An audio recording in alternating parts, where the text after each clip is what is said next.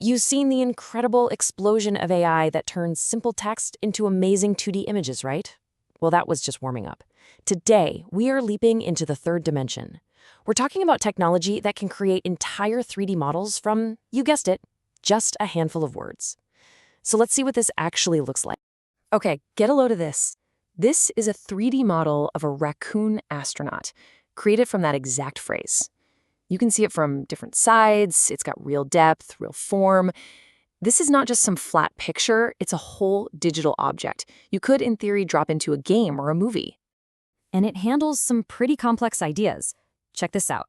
A squirrel playing the cello. The AI had to figure out what a squirrel is, what a cello is, and the very specific way one might hold the other to play it. This is a whole little scene, not just a simple shape. Or how about this one? A lion just casually reading the newspaper. Again, the AI totally gets the action and the objects involved and spits out a coherent 3D result. Honestly, it feels like we're watching a magic trick. But the question that makes this a real breakthrough is... No, you heard that right. The AI behind this, which is Google Research's DreamFusion, was never trained on any 3D models, not one. So how in the world does it know what the back of that lion's head looks like, or how a cello is shaped all the way around? To get that, we first have to talk about a massive roadblock in the world of AI. It really all boils down to the data. That's the fuel that these gigantic AI models run on. And when you start looking for 3D data, well, you find out there's a serious drought. I mean, the difference here is just mind-boggling. On one side, you've got the entire internet, which is basically an endless ocean of 2D images that have text tied to them.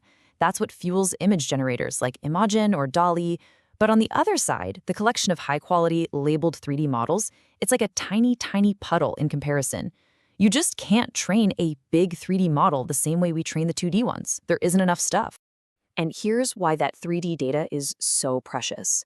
Making a single 3D model for a movie or a video game, it's an art form. It takes a super skilled artist hours, maybe even days, wrestling with really complex software. It's slow and expensive. So a direct text-to-3D model just seemed like a pipe dream, until DreamFusion figured out this absolutely brilliant workaround. So the solution wasn't to somehow find more 3D data. Nope. The big idea was to use an expert in 2D to teach a total beginner how to sculpt in 3D. The best way to think about this is like having a world-famous art critic who's never sculpted a day in their life, guiding a student who's never even touched clay. Let's meet the two main players in this little drama. So first up, we've got our critic. This is a 2D diffusion model, like Google's Imagen. This thing has seen billions of photos. It knows exactly what a photo of a cat is supposed to look like from any angle you can imagine. Its entire expertise is built on this really cool process of denoising. The model starts out with an image that is just pure chaos, pure static. You know, like an old TV that's lost its signal. It's the ultimate blank slate. And then, bit by bit, it carves away that noise, guided by the text prompt, until a perfectly clear picture emerges from the chaos. This model is an absolute master of what a 2D image should be. So that's our critic. Now let's meet our sculptor. Our sculptor is this thing called a NeRF, a Neural Radiance Field. But all you really need to know is that it's basically a piece of digital clay. It starts out knowing absolutely nothing. It's just a random, shapeless blob in digital space. It has no idea what a frog is, or a sweater, or anything else. It's just sitting there, ready to be molded. Okay, so we've got our expert 2D critic and our clueless 3D sculptor. The absolute genius of DreamFusion is how it gets these two to talk to each other in this constant back-and-forth feedback loop. All right, let's walk through this process, because it's so cool. First, our sculptor, the NeRF, just takes a quick snapshot of its current blobby self from a totally random angle. Then it shows that 2D picture to our expert critic.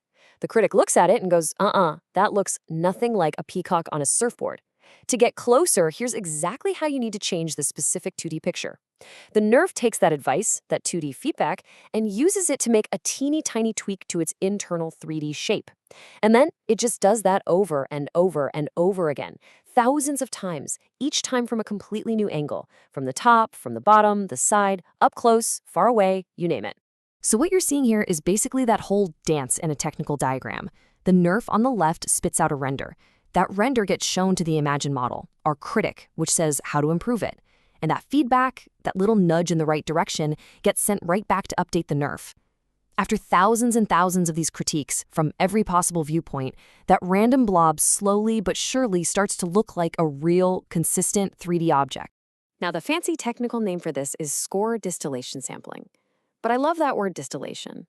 The knowledge from the 2D model is literally being distilled, like pouring wisdom from one brain into another. It's this incredible transfer of knowledge, where the critic never has to understand 3D, and the sculptor never even sees a finished 3D product. But there was still one little problem they had to solve. What's to stop the AI from, cheating?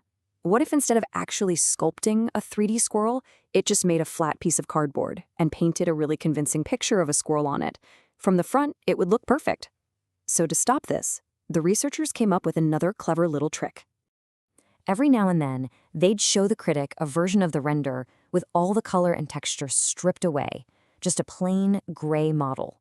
It was like saying, okay, Mr. Critic, ignore the paint job for a second. Just tell me if the sculpture itself is any good. By doing this, they forced the feedback to be about the actual shape, the lighting, the shadows, the geometry.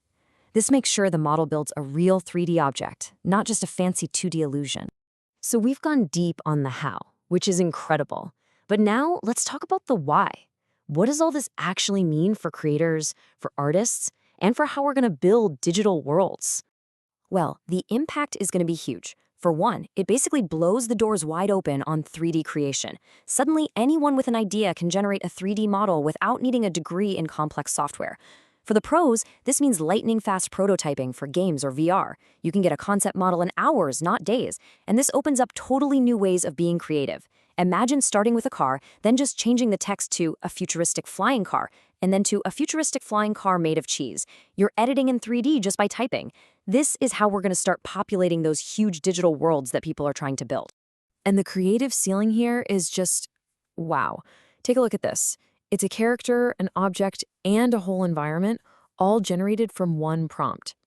A technology like this doesn't replace artists. It gives them this incredibly powerful new paintbrush to bring their vision to life faster and more intuitively than ever. What this really means is that for the first time, that massive wall between a complex idea that's just in our heads and a tangible 3D object that we can see and use, that wall has just gotten a whole lot smaller. The only limit now is pretty much the creativity of our words.